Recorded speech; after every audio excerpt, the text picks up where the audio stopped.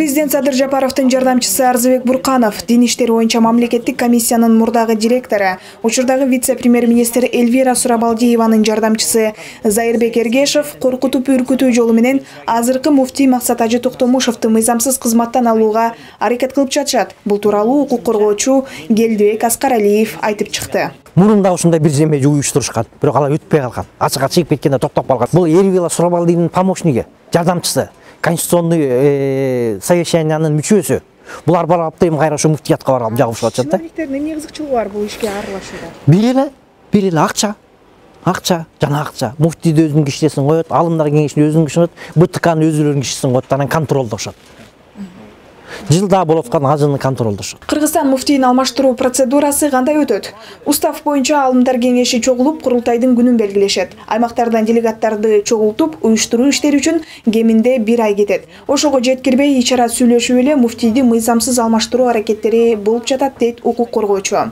Учурдагы муфтий өз арызы менен кеткен учурда гана муфтийдин милдетин аткаруучуну курултайсыз шайлоо мүмкүн экен.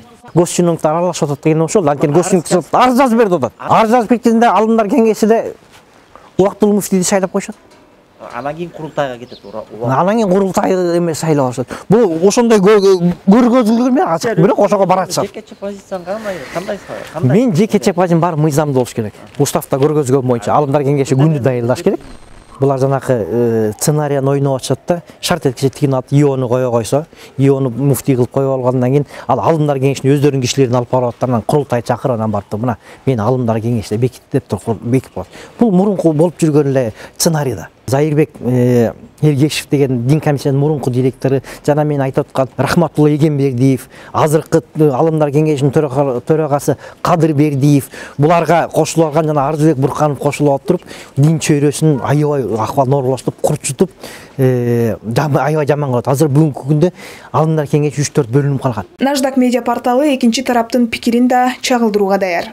Учурдагы муфтий Максат Ажы Токтомушев 2017-жылы 4-мартта Кыргызстан мусулмандар дин башкармалыгын жетектөөгө 2 рет шайланган. Кийин бул диний уюмдун жобосу өзгөрүп, бир адам бир гана мөөнөткө муфтийликке шайлана ала турган чектөө киргизилген.